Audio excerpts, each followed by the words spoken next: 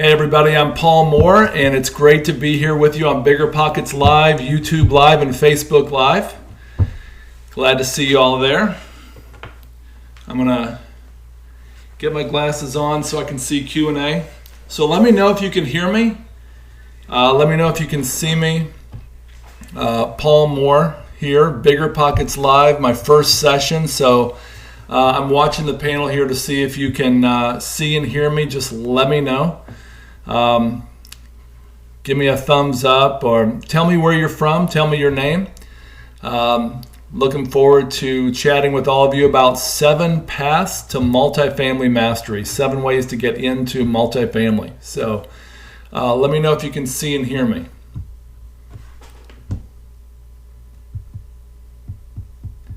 Hey everyone, thanks for joining.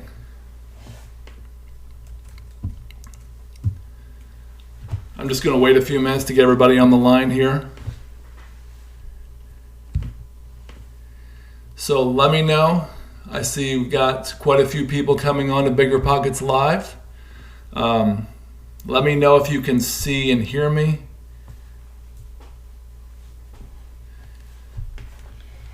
We got Zach Gwynn here from BiggerPockets with us. Zach's going to be helping out administratively today. So if you have questions for me, just put them in the chat box. We'll get around to those later. Again, it's Paul Moore, and we're going to be talking about 7 paths to multifamily mastery. Everybody to join. We're just checking here to see if everybody can see and hear this presentation. It's my first time doing BiggerPockets Live. Zach Gwynn's here with us from BiggerPockets. So I'm checking to make sure you all are able to hear and see. All right. Hey Dana, thanks for joining. Where are you from? Hey Jonathan. Hey Nathan from Baton Rouge. Hey Jonathan from Denver. Breon Reyes from Eureka, Montana. Welcome. Alan Anderton. All right. So it would really help us out if you can give us a thumbs up, likes. If you can share this video, that would be fantastic. Hey, Dana from Orlando. Dana, I was in Orlando last week and I ate at this amazing Brazilian restaurant, Fogo de something. And so you all from Orlando, check that place out. It's amazing, Brazilian steakhouse. So tell me where you're from. Put your name in, tell me your city, and we're going to get going here in a few minutes. We're going to be talking about 7 paths to multifamily mastery. 7 ways to get into multifamily. So if you can get a thumbs up, a like, share this video, that would be awesome. I'm going to be looking a little bit to the side here to see what else is going on Facebook and YouTube Live. Hey Brad, Justin, great to see you. Kenneth. All right. Thank you for joining. So we're going to go a few more minutes here to get started. Tell me where you're from, and if you're involved in multifamily already, or if you're trying to get in. I'll field 1 or 2 quick questions before we get started. So let me know what you got on your mind, and then we'll answer a lot of questions at the end. So just keep them coming, and we'll get started on this presentation in just a minute.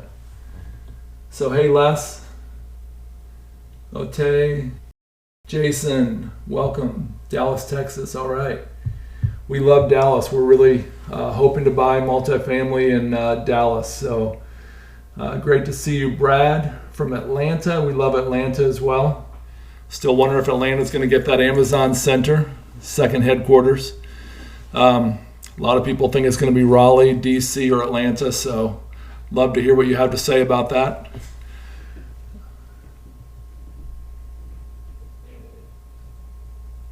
All right, so someone, Chihab asked, how can you manage a duplex or triplex that's outside of the city? We're going to talk a little bit about that, but I'll tell you this. A quick path to burnout in multifamily and single family is managing all of your own units. And so a lot of people transition over to a property manager. It costs a lot of money, but you may be in the business in 10 or 15 years where a lot and left the business when they tried to go it alone. So hopefully that helps. I would find a great property manager. So again, I'm Paul Moore. This is BiggerPockets Live, YouTube Live and Facebook Live. We're going to be talking about 7 paths to multifamily mastery, 7 ways to get into multifamily investing. So I'm going to go ahead and get started. So I'm a serial entrepreneur. I got an engineering degree, then an MBA from the Ohio State University. I went to Ford Motor Company, and I was at Ford for about 5 years. And I realized that I just had this burning. So I tried to start an oil change shop near Detroit, Michigan. Tried to start a property tax consulting service. Actually did a little bit of a gig with that. But I started an HR outsourcing company in Detroit, and that went really well for about 5 years. I was finalist for Michigan Entrepreneur of the Year twice, and then we sold our company to a publicly traded firm. I had 2 kids at the time, and we have 4 now.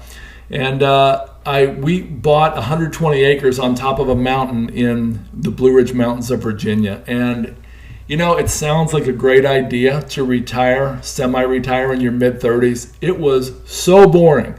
And I was a high-energy entrepreneur, and there's no way I could live this way. So I tried to start a nonprofit organization to work with international students who were in the U.S. And anyway, I started doing this thing called flipping houses. We'd never heard of the word flipping, but in 2000, I bought my first house to fix it up. And in a few days, just actually a few weeks, we were able to sell it for about a $25,000 profit. I thought, this is easy. And found out later that it wasn't as easy as I thought when we lost money on a couple more houses. But I flipped about 50 or 60 houses, kept some of those for rentals. Then I started flipping high-end waterfront lots. I started building homes. We built 7 modular homes and 1 stick built. And it's not really a great idea, I found out, to build a house when you don't even know how to tighten a doorknob in your own house. So that was really tough. But then I got into being a realtor. I actually started a website that generates real estate leads at a resort area in Virginia called Smith Mountain Lake. And I still have that website running today. And but then I built a multifamily quasi hotel in North Dakota. We operated that and eventually sold that in 2013 when oil was still about $95 a barrel. And after that, I had a really bad experience. Build a Hyatt hotel, and I realized I didn't want to be a developer anymore.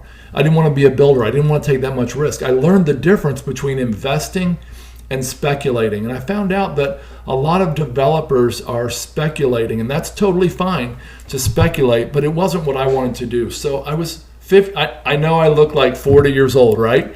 But I was in my early 50s, and that was a joke. And but I was in my early 50s, and I realized I did not want to keep taking these high risks. And I wanted to get into something that was stable, see what the likely returns would be. So multifamily was it. So I got into Class B multifamily, and I decided I wanted to get into something where I could look at the likely growth, the likely returns, and multifamily that. Hey, if you all could, I see a lot more people are jumping in. If you could just give me a heads up, if you can hear me and see me just fine, that would be great. Let me know if you're having any trouble. Let us know. We got Zach Gwynn on the line here from BiggerPockets. If you like this, please give us a like, thumbs up, hearts. Please share this video. That would be great. But anyway, I realized I wanted to get into something that had a long-term growth curve that was fairly predictable. So we decided to get into Class B multifamily, and I actually hired a mentor, which is one of my 7 paths to get into multifamily. But when I hired a mentor, I learned the business really quickly. And what we found out was that the housing home ownership in the U.S. had dropped like a rock from the year 2005 to 2015. And a lot of that was because the government had tinkered and tampered with the home mortgage world so that too many people who could just fog a mirror, could actually get a mortgage. And you remember what happened 10 years into that, it all crashed, and home ownership dropped from 69.2%. Every percentage drop meant 1 more million people into the renter pool. At the same time, a lot of new rentals were not being built in America. There was a lot of tightening from the commercial lending as well as residential lending. So what it resulted in is a big shortage, and multifamily actually did very, very well through the recession. So if you can hear, if you can see, or if you are having any trouble, let me know. Just give me a thumbs up, and again, please share this. If you like it, please like it, and we're going to go on here. I'm having a little screen here, but I assume everything's okay. So multifamily had 3 demographic drivers, I realized, that were driving the growth, and you could see decades ahead that it's going to continue. Number 1, baby boomers. That's my age. That's people born between 46 and 64 or so. And the baby boomers are by and large realizing that owning a home isn't necessary to having the American dream. So baby boomers are largely going back to rentals. And when they do, statistics say they'll never own a home again. The second large group are millennials. They're about 80 million strong. Millennials have record student debt, and they don't often see the point of being tied down to a 30-year contract on a seemingly overpriced home, which limits their flexibility to move across town or across the country, get new friends, new job next year. And a lot of times their student debt is keeping them from buying a home if they wanted to. Third group is immigrants. Immigration's continuing to play a large role in growth of home ownership and multifamily in the United States. And the immigrants coming to the U.S. by and large are renting more often and renting for longer than other folks. So these 3 factors are allowing us to look down the road and see growth in multifamily. Now there's a problem with that. Growth and demand for multifamily, the increasing rents in multifamily mean that that there is a huge rush of investment capital coming at it. And so it used to be, if you wanted to buy an apartment, a duplex, all in larger commercial scale multifamily, you could just go out and do it. Not so anymore. And so I wrote a book called The Perfect Investment. And The Perfect Investment talks about all the demographics and all the reasons I just touched on a minute ago, showing why multifamily is the perfect balance of return versus risk. And so that book has been fairly popular, but I get questions. I do podcasts, I write for BiggerPockets, and I get questions probably 2 to 3 times a week. Somebody asks me, this sounds great, I'm totally sold on multifamily, how do I get in? And a lot of those people are wanting to get in at a higher level, not just a duplex. And so I have developed an answer which shows 7 paths to get into multifamily investing. So here we go. Path number 1, the long, slow road from duplex to 100 plus units. Now this is basically climbing a ladder from a duplex, or maybe to buying a duplex, fixing it up, cleaning it up, renting it, and then selling it, and then going up to a 4-plex, then maybe an 8, then maybe a 12 and a 20. And if this sounds unrealistic, I can tell you a guy named Wes, in 1993, he spent $1,000 down. He bought a duplex in Arlington, Texas, and then he did this exact process. When I met him in 2016, Wes was selling an $8.2 million apartment complex, and he was jumping up to like a $10 or $15 million complex. I also noticed that a lot of his employees had the same last name, and I realized that, hey, this was a family business for him. So he took this long, slow, painful road, and that's definitely a possibility. It's definitely an option. If this is something you want to consider, realize it might take decades. Realize that you're going to have to figure out if you want to do off to a third party. Realize that you're going to have to be resourceful. You're going to have to be handy. You're going to have to be patient. And you're going to just realize that this is going to be a long process. But if this is something that you know you want to do, this is definitely a doable path. something you can do over the next 10, 20, 30, 40 years. And so path number one, the long, slow road, the long ladder from duplex to 100 plus units. Path number two, I call baptism by fire. Now, if you have access to a lot of capital, let's say you sold your shares in Apple and you made millions of dollars, or maybe you inherited money, or if your family has a lot of money, or if you have friends and family who want to go together, this is a possibility. You might just want to jump in at a higher level. If you really have a lot of guts, you might want to start out as a syndicator and actually take in money from a lot more than just your friends and family. You might want to go to a broader group and start getting investors and investing in some of these large apartment deals. Baptism, what I mean is this: you're going to have to convince lenders that you can do this. Even if you have the money, you're going to have to prove net worth, very high net worth, high liquidity. You're going to have to prove to the lender that you can operate a multifamily, that you've got a team, a property management team, and others in place, that you're going to be able to pull this off. You're going to have to be able to convince a broker. It's very hard to convince a broker. Now, if you're not putting gas in their BMW or food on their kid's table, they're probably not going to give you real serious. You're going to have to be able to convince a broker that you can close on a deal, that you've got the ability to borrow the money, that you have the cash for the down payment, and you're going to have to convince the seller as well that you're the best choice. And like I said, we're in an overheated market, so it's really, really important if you go this route that you get a lot of good counsel, because you don't want to be a sucker for some broker overpricing these apartments by $1 million or whatever. And it's happening every day. Trust me. So the second route is baptism by fire, or going it alone.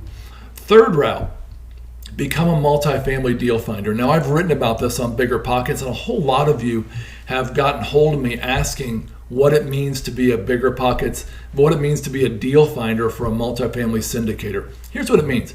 If you're a broker, or if you're friends with a broker, or if you're in a real estate investment group and you can link up with owners of multifamily who might want to sell, or if you've got friends or family who have apartments they might want to sell, you might want to jump in the middle and be a deal finder for another multifamily company. So to do this, you're going to have to link up with them. You're going to have to agree on the terms with the multifamily syndicator. Okay, what happens if I bring this to you? Okay, you're not going to be able to take a commission unless you're a licensed broker of some type. And you're going to want to get with them and find out all their deal criteria. What pro forma do they use? What software do they use to evaluate it? What are their key metrics? What can you bring to them that they can't find on their own? In other words, if it's just deals off LoopNet, which is a kind of a public MLS for commercial real estate, that's stuff they can find themselves. They don't need you. So don't send them a bunch of deals off LoopNet. Analyze the deals, use their metrics, use their software if you can. And the big goal here, in my mind, is that you would get an opportunity to shadow them. You would get an opportunity, you will get a chance to walk through the process of buying and the beginning of managing that asset. Now, if you do that, you become a really valuable player on the multifamily syndicators team. And who knows, they might bring you in as a partner. They would maybe bring you in as a partner on that deal, or they may, again, you can't get a broker commission, but they might be able to give you a piece of that deal, or even maybe a piece of the company. This is a way to work your way or earn your way into a multifamily syndication. So that is a great route to go. Warning, like I said earlier, it's really tough right now. People who are doing this full time, beating the pavement, people who are sending thousands and thousands of letters, handwritten notes to these owners, going out and meeting them, calling their cell phones, doing skip tracing, all these things. It's very hard for any of us to find deals. So to think that you're just going to go in and be able to find deals easily, it is really, really likely that it's going to be tougher than you think. So be warned that that's the situation right now. Now, there's going to be a change. It's always going to change. At some point, Multifamily, like everything else, will go through a cycle, and it'll be in a down cycle, and it'll be much easier to find deals. In fact, you might come across a situation where there are more deals than there are buyers. So become a multifamily deal finder. That is route number 3. A fourth route is to become a capital development specialist. Now, it's a big word for finding money.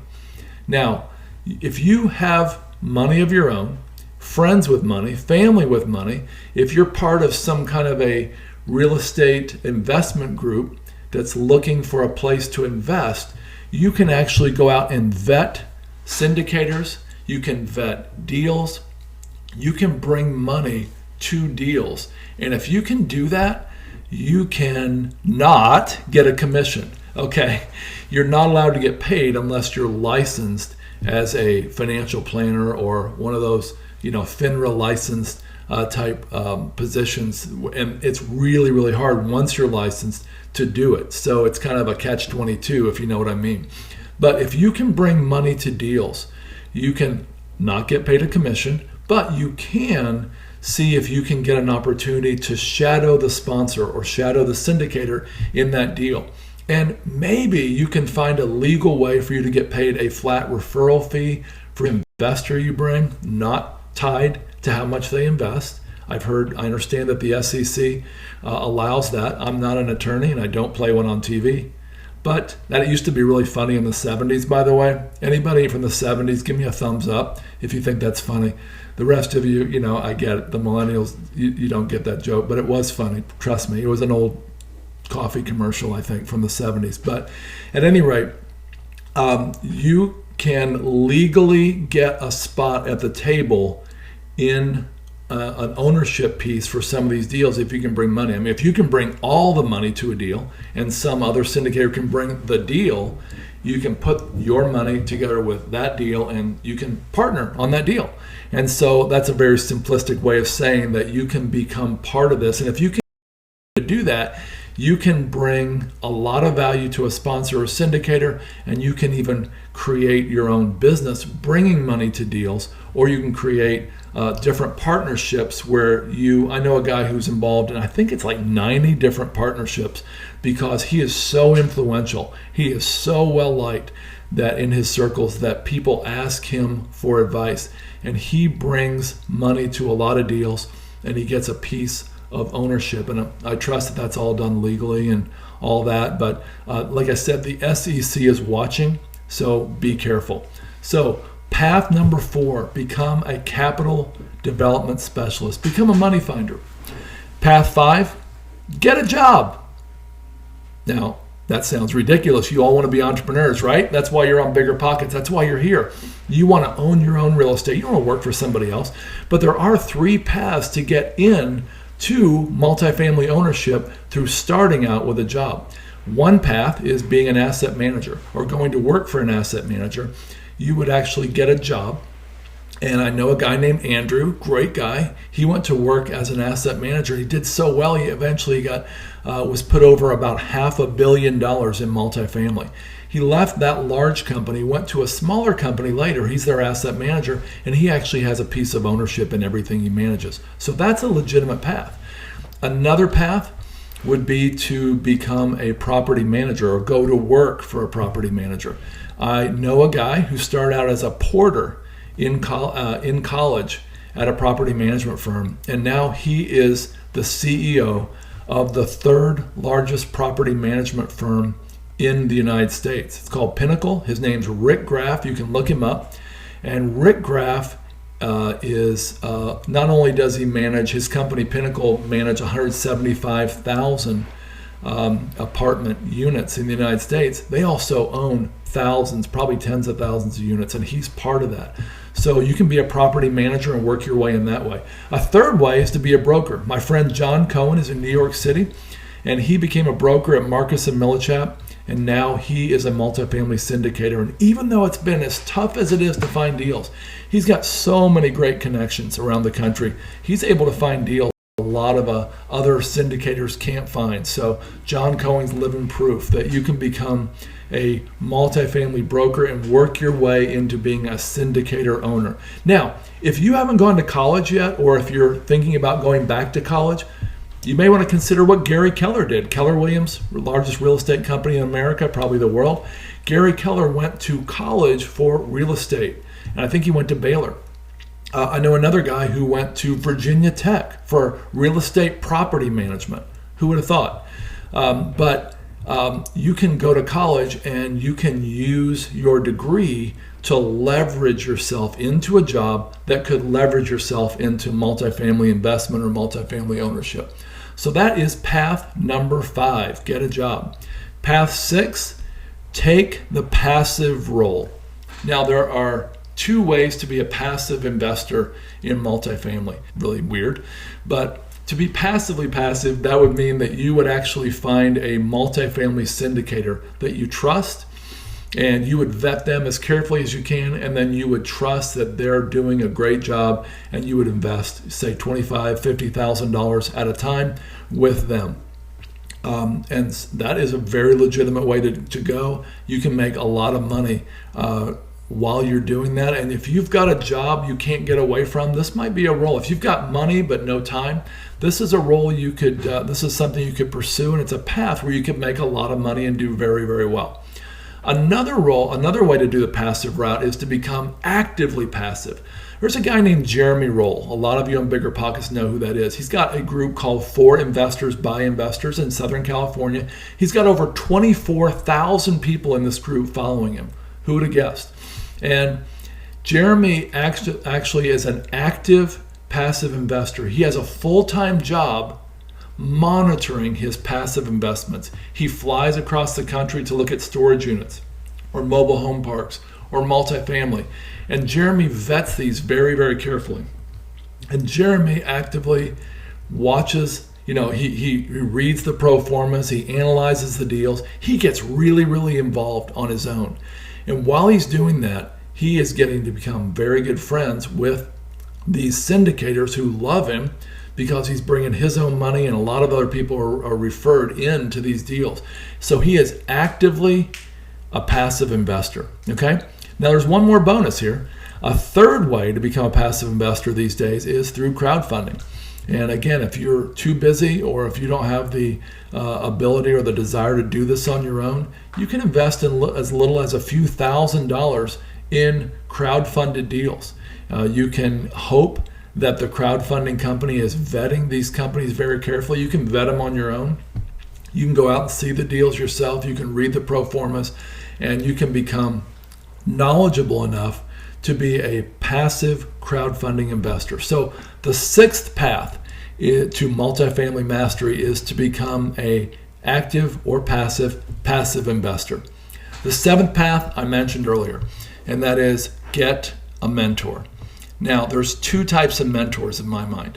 One is an apprentice type situation, and the other is a paid mentor. An apprentice type situation would be like in the 1700s, you might go to work for a blacksmith and you would work 7 years virtually unpaid. You might get housing and food, and you would actually learn their trade. And after learning that, you would be a master on your own. You could go out and do the job yourself.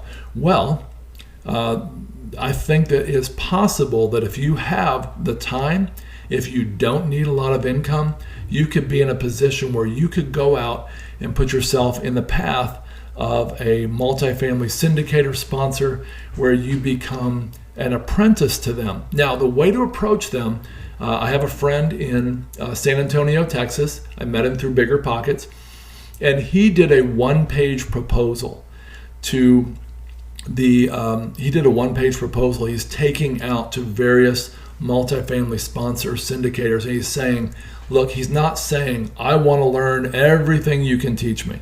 It's probably not the best approach. It sounds exhausting when I hear that. But he's saying, here's what I can bring to you. I've got energy. I'm smart. I've got connections. I can go look for deals. I can go look for money. I can go out and be your hands and feet on the ground. He is saying that, look, I'll do this for very low or possibly no pay if you will teach me the business. That seems like a pretty fair trade. So that's the apprentice model. The other way of finding a mentor is very popular these days, and that's finding a paid mentor. Now, there are paid mentors you can find all over the internet, all over BiggerPockets. You can find a paid mentor to teach you how to do multifamily. Cost for this, everybody asks. There was a time when Joe Fairless charged $2,000 or $3,000 to get in, and I think it was like $300 a month. And Joe has done so well. He's had over 125 mentees, I guess you could say. And I believe he's up to, I'm not sure, but I think it's over $15,000 to get into his program, and I think it's like $300 a month. I've got a friend in Joe's program. He loves it. He's learning a lot, and is doing very well. So I think mentors these days, some of them cost as little as maybe $5,000. A lot of that's video and books. They'll tell you what books to read. They'll give you some accountability. And then the most expensive mentor I ever heard was the one I used, and that was a company that charged $25,000 flat, and that's the lifetime fee. Now, when you are looking for a mentor, you want to make sure you're not hiring a guru. BiggerPockets is really big on this. You don't want somebody who's going to get you into a big 3-day seminar for $10,000, and at the end of the seminar on Sunday night, you realize, oh my goodness, I got to buy their $25,000 program. And at the end of that, you realize, oh my goodness, I need their $50,000 program.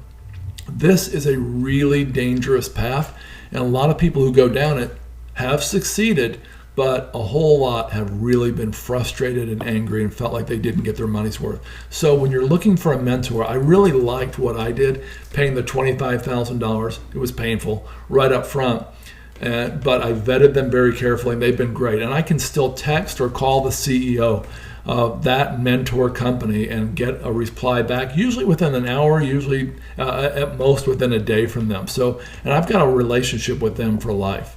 So, finding a mentor is the seventh path for multifamily mastery. So we've got 7 different ways to get into multifamily. If you just joined us, if you joined us later, I'm going to go through these again real quick, but please like us, please give us hearts, thumbs up. If you have administrative questions, ask Zach Gwynn. He's on the line with us. You'll be able to watch a recording of this later if you like this.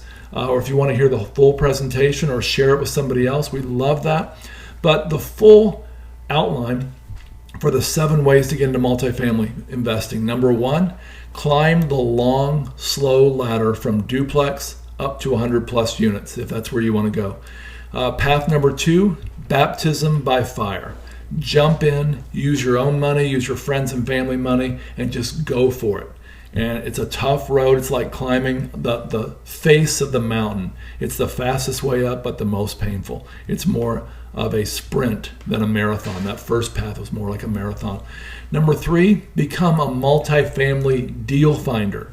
That's another path. And becoming a deal finder means you're finding deals for multifamily syndicator sponsors. Number 4 path would be to become a capital development specialist. Become a money finder. You got to do it legally.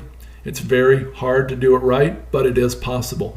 They say that raising money is the most needed, the most critical, the most valued skill in any business. So if you're a good networker, a good salesman, if you're connected to wealth, this could be a great path for you. And there's actually mentors in that space. You can find those on BiggerPockets. Path number 5, go get a job. Become a property manager, an asset manager, or a multifamily broker, and learn the business and get your connections from your job. And that might include going to college, like I talked about. Path number 6, go the passive route. You can go actively passive like Jeremy Roll, or passively passive like a lot of people, while they're waiting to build up their reserves and their time so they can actually jump into this full time. Or maybe they want to be a passive long-term investor. You can do that through crowdfunding or finding a great syndicator. Path number 7, find a mentor. That's the path I took. You can be an apprentice, or you can find a paid mentor, and you can go that path. Now, BiggerPockets is the smartest thing I've ever done, possibly in 24, 25 years of being an entrepreneur.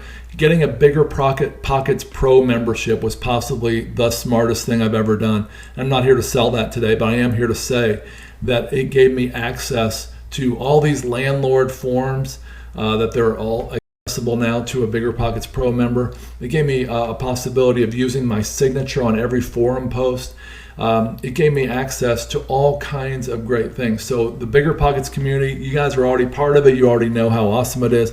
BiggerPockets is your resource, whether you want to go a completely passive route and learn how to do this business and analyze deals and be like kind of a passive third-party investor, or if you want to dive in full-time and be a single-family, multifamily, or if you want to get involved in some other kind of real estate investing from storage unit, home parks, BiggerPockets is your perfect resource for that. And like I said, I truly believe, I'm not just saying this, I think joining BiggerPockets and becoming a pro member was probably the single least expensive, highest leverage return thing I have ever done in 24 years in business.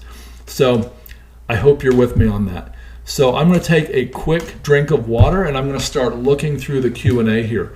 Now, if you have a question, just tell me your name, where you're from, and what your question is, and I'm going to keep answering questions after people drop off. I'm going to continue to answer as many questions as I can. I'm going to try to get to every question on the BiggerPockets forum, on YouTube Live, and Facebook Live, and I'll stay here another hour and a half if I have to do that. But hopefully you have some questions, and we will try to get them all answered. So, by the way, I'm in the Blue Ridge Mountains of Virginia still. And the weather here is hot and sunny, finally. So someone says, Deborah, thank you for the question. Can I buy a multifamily when I turn 18? I wouldn't see why not. My son is in his early 20s and he has bought, I'd say, at least 10 or 15 properties already. He didn't do it when he was 18, but I wouldn't see any reason why you couldn't. Great question. Kay Rodriguez says, what are some techniques for finding a mentor? Well, I think you could probably put that in that question into forums on BiggerPockets. If anybody here wants to reach out to me, Zach will give you my contact information. You can reach out to me privately. We can connect up, and I can tell you, say, what you would need to do for me is give me your goals and your budget, whether your budget's like $5,000, $15,000, $25,000, and I will give you some recommendations. I already mentioned one or two, but the mentor I used was 37th Parallel, and I really love those guys, and they do a great job, and I have nothing but great things to say about those guys. But as far as finding a mentor, interview them, find some references, try to track down some people who have been mentored by them that they haven't even given you, but check with them. Look all over BiggerPockets, look for reviews, etc. That's a great way, I think, to find a mentor. Rock Lee, hey Rock. Reggie from Huntsville, Alabama. Been trying to get into multifamily to house hack, but there aren't many properties in my area. Oh man, I totally agree. I have a friend who sold, he had a great, Whitney Sewell, I'm giving a shout out to you. Whitney sold a great business he had just to dive into multifamily full time, probably about a year ago. He's had a very, very hard time. Everybody I know trying to find multifamily from duplex to 500 units is having a very hard time. And it's just not easy. And I don't have an answer for you. I can tell you, just continue to hound the brokers, continue to call and follow up, text, call, email them once or twice a month, stay in front of them, be consistent, get back to them immediately if they have a deal they want to show you, give them concise and precise answers why you like or don't like that deal, and you'll begin to get brokers' attention. That's the best thing I can tell you. Somebody asked, are there any deals out there these days? There's very few, but it's going to happen in the future. So Peter, hey Peter from Houston, you asked, what is a Class B multifamily? There's no real quick, easy answer for that, but Class A is generally between 0 and 10 years old, some of the latest amenities and floor plans. Class B might be between 10 or 15 and maybe 30 years old. A lot of 1980s apartments are considered Class B, and they're Class B if they're a little bit outdated, or they're maybe They were built a little bit, a while ago. Maybe they're not in the very best area. And then there's Class C, D, and even below that. And that's areas that, you cannot get as great a bang for your buck as far as rent increases and things like that with Class C and below. But Class B is generally your 1980s, sometimes 90s products, your apartments that are a little bit dated. Can I say it that way? All right. Nathan. Hey, Nathan. You said I've got about $120,000 in home equity. How many units do you think I can comfortably buy without over leveraging? Well, that's a tough question. Now, if you're going to buy your own, I would think that you could buy at least 2, if not 3 duplexes in most markets. Now, I'm not talking about San Francisco or LA or New York, but I would think that you could be able to buy with a normal amount of leverage, maybe 60% leverage. You should be able to buy 2 or 3 duplexes, or maybe with $120,000, you could choose to split that up 3 ways and invest maybe $40,000 each into 3 different syndications, for example. So hopefully that's helpful. Like I said, get back to me if you have, if you want to, contact me out directly. We can run through that. I did that analysis with somebody else just the other day. All right.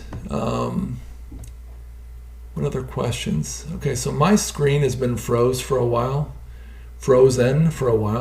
So I don't think that I am going to see any more questions there. Where do I find legit contracts for multifamily? If you're looking for a duplex or a fourplex, which we consider residential multifamily would be anything up from a 2 to a 4 unit, and you can actually finance that with a residential loan. Okay, you should be able to go to a residential realtor in your area. You might be able to find one on the internet. That's a little dangerous sometimes, but and you can look around BiggerPockets forums and you can ask around there, but you should be able to find a broker who can give you those type of contracts, those type of answers. If you really had to resort to this, you might be able to go to an attorney who could provide something like that. Now, if you're looking for landlord forms, again, your perfect resource is joining BiggerPockets Pro. BiggerPockets Pros get all the landlord forms for every state that they have covered at no additional charge. And again, it's best investment I've ever made, hands down. So let me see what else is here. All right. Hey, Giovanni. He said he's been working on taking down a multifamily. I've made it to the best and final round. I'm still trying to raise the money. What are some tips? Well, great job making it to best and final. I don't know that I can answer that as easily without knowing more about your specific situation. But if you have all the money raised for the down payment, show the broker. That'll help a lot. Another thing you can do is write a personal letter to the broker or to the seller and tell them why you want to buy this and why you want to take care of it. I know of a seller who sold a multifamily. He was willing to sell it. Actually, the buyer didn't buy because it was us. The seller was willing to sell it to us, perhaps at a little lower price, because we went in and we told the seller that we would take care of his property. He had built this in the early 80s and he had managed it for all those years. He was ready to retire. These residents were his friends. Now, he was probably undercharging him. But we told him we would take care of these residents. We would take care of this property while he moved to the Bahamas or somewhere. And we developed a relationship with that seller. And that was possible because the broker actually introduced us to the seller for the final round. So maybe that's helpful. If you want to reach out to me one-on-one, feel free. Or if you want to ask a more detailed, specific question, that would be great. Nick White says, hey, Nick, when I start getting aggressive with writing up letters of intent, when should I get the broker involved? Well, if these are properties that are already listed with a broker, I think you would probably have to get the broker involved right away. If you're directly dealing with the seller, but you want to get a broker representative on your side, I would think that you would want to do that. If you decide to even do that, I think you would want to do that late in the process after you've already got an accepted letter of intent. honestly, one size does not fit all. So I can't really say for your exact situation what the best thing to do would be there. But if you want to reach out to me, I'll try to answer. If you post a question directly to me on BiggerPockets. Michael says, where and how do you get financing for multifamilies? Well, if it's 2 to 4 units, it would be residential loan. You go through a residential lender. If you're between 5 and about 70 or 80 units, that's considered small. Doesn't sound very small, does it? Small multifamily. And you can go through a commercial lender. We have a great lender we really love, Berkadia. And we use the Houston office of Berkadia. But there's lots of lenders that use like a Fannie Mae or a Freddie Mac product. There's also a small balance program, a Sable, S-A-B-A-L. We met with them when we were in Orlando recently, and they've got a great program for small or balance, like Freddie Mac loans, and that would be between 1 and 6 or 7 million, I believe. They're much easier to qualify for. They're much less expensive. Freddie Mac, Fannie Mae have these programs for those mid-size. Now, for the larger deals, that'd be about 80 units and up. That'd be considered commercial multifamily. Now, that's commercial. It's considered commercial because you have a full-time property management staff, property manager on site, maintenance person on site, and you can actually have this on-site team, and you don't have to go through a third-party property manager in town who is just dealing with all kinds of other properties as well. You can have a dedicated team. Commercial multifamily, you definitely want to go to a company like Berkadia or Old Capital out of Dallas, or all these different brokers. They do a great job. And like I said earlier in the talk, though, it is really hard to qualify for these deals. You have to prove that you have the net worth. You have to prove that you have the liquidity to make payments and hit the reserve numbers in case there's a problem. And you have to prove, lo and behold, that you can actually operate the property successfully. And so you're going to have a great team to qualify for a commercial multifamily loan. And that was the second path, which was baptism by fire, just jumping in and trying to get into a large deal yourself. It's good to have a team for that. Someone says, what's your input on a looming real estate bubble burst? And what are some good strategies to overcome such a scenario as a current potential investor? I'm actually not sure. Ben, my good friend and coworker, and I debated this. I'm not sure that multifamily is really truly a bubble. A bubble would be like the tulip thing, that happened in Holland in the 1600s, where people were trading houses for one tulip bulb. What? Or it's true, really. Or people being willing to buy Bitcoin when it has no real intrinsic value. When I say intrinsic value, I mean I know it has value, but it's based on the emotions and the sentiments of the moment rather than a steady cash flow stream. Okay, multifamily, self-storage, mobile home parks, they have great cash flow streams. They have great supply and demand characteristics. So I'm not sure they're truly a bubble, but they are overheated. And it looks like, you might think, well, what's the difference? Well, I tried to, kind of quickly mention that with the tulip scam and all that. When there's no sense in it at all, it's truly a bubble. When it's tied to an income stream, perhaps it's just overheated. Maybe you're just going to shout me down there. But at any rate, getting ready for a bubble would be just be really, really careful to not overpay. Our company, Wellings Capital, has decided we are never going to overpay for a multifamily asset, at least not knowingly. We're all in our 50s. Hey, look, I've got a podcast called How to Lose Money. I've lost a lot of money over the years. I've paid too much for assets over the years, not in multifamily, but other things. And I don't want to do it again. I don't want to go into my 60s having to explain to my family, to my investors, why I overpaid for that deal. Don't overpay. And make sure, if you're investing with a syndicator or a sponsor, that you do your best to vet them and make sure they held that same value. Don't overpay for any asset. All right. Kinjal Patel from Kansas City. Hey, how are you? I have a question about commercial realtors. What service they provide to buyer during purchases? The purchase process, do they only send their listings? Yes, that's pretty typical. Commercial brokers typically have their own listings and their own buyer list, and they get all the commission. So most of us know that in a residential transaction, you may have a buyer's agent and the seller agent, which is a listing agent. And those are separate, and they get, let's say, 3% commission each, for example.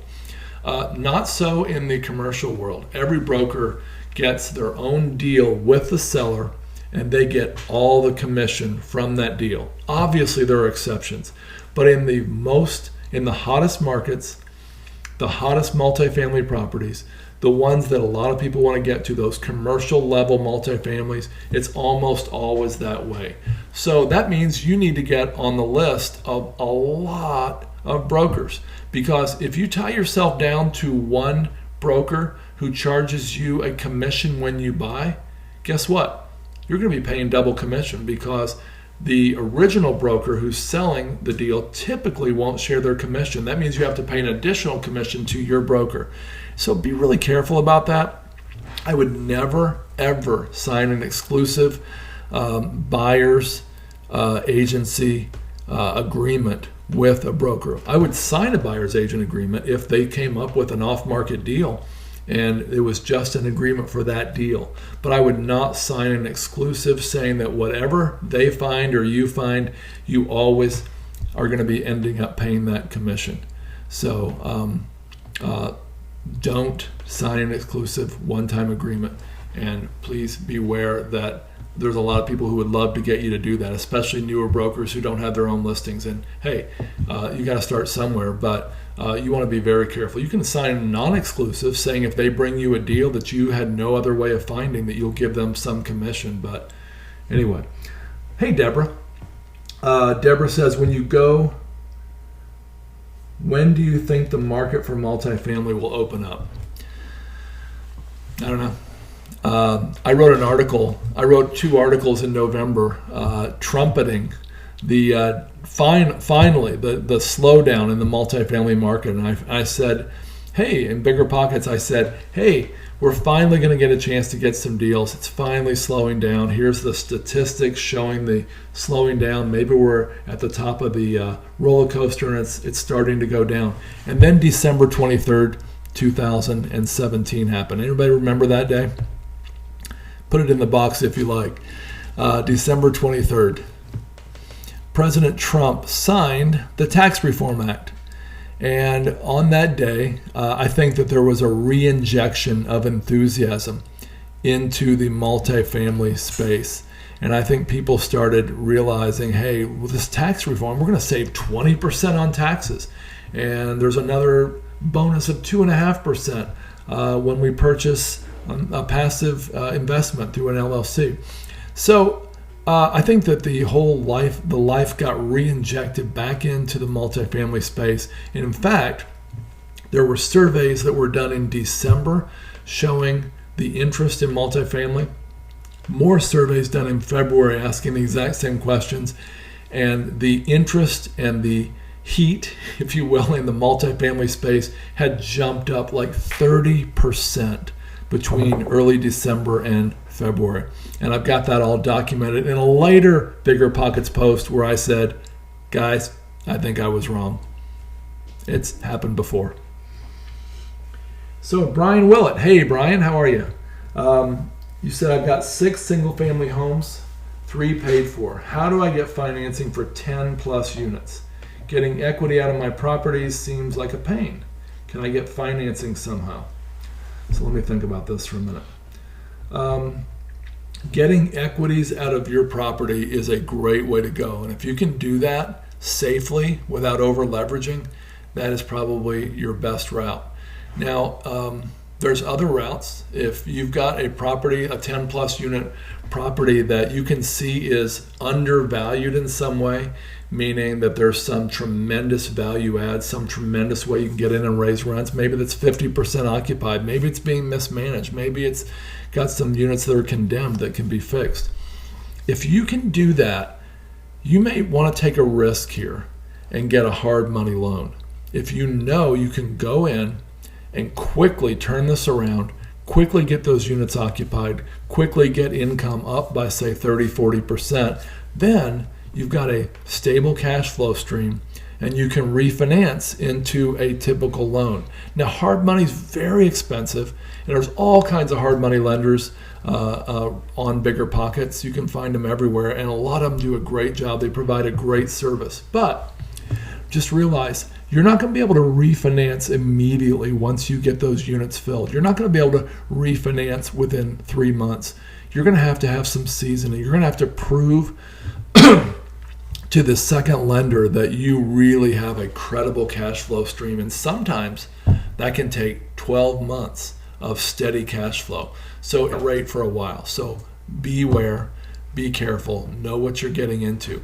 Another way to do it is to raise money through friends and family. Now, there is a level where you don't need to syndicate these deals. You can actually, at a smaller level, you can actually bring these folks in as partners. Maybe bring in somebody to put up all the money, you bring the deal, the operations, and you share the deal, and you become partners on the deal. There's all kinds of things like that you can do. I imagine if you had some credibility and track record, you can get something like that crowdfunded. I know that if you, again, with a track record and a lot of credibility, you can find crowdfunding sites who'd be willing to bring in investors for something like that. If you're a single family flipper or a single family buy and hold, by the way, there are a lot of great options with crowdfunding. If you've got a track record, they will bring you on and allow you to advertise to their investors. And often you can get investors real quick, like in a day.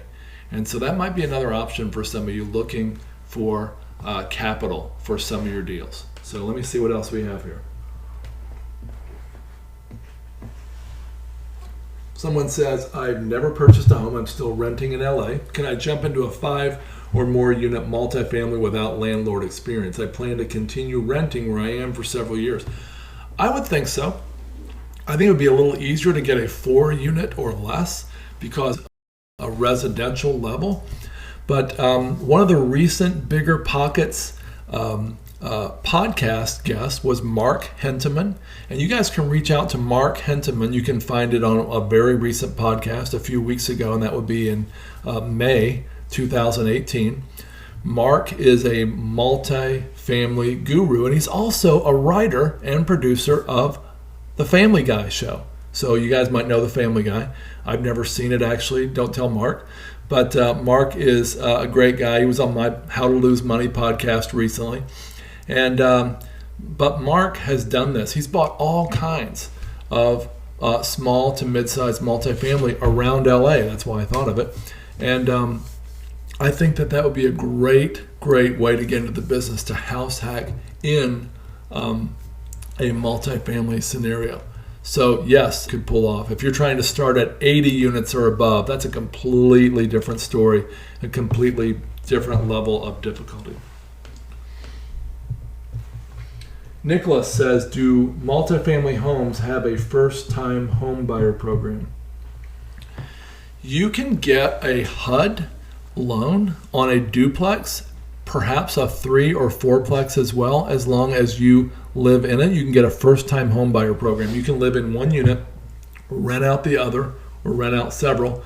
So you can basically house hack into a residential level multifamily. From my understanding, you have to live there for 1 year or more, and you can enjoy the benefit of a first-time home buyer program with HUD. So, hey, it's almost, in fact, it is 3 o'clock Mountain Time.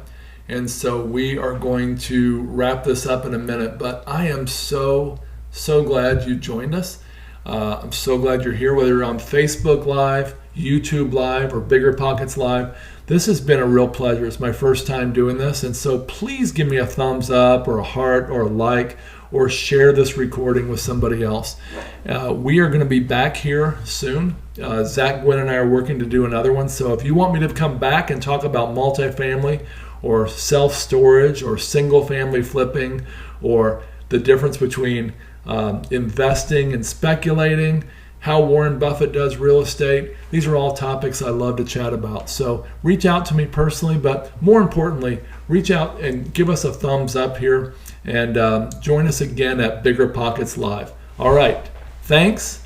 Have a great day, and we'll see you again here soon at BiggerPockets Live.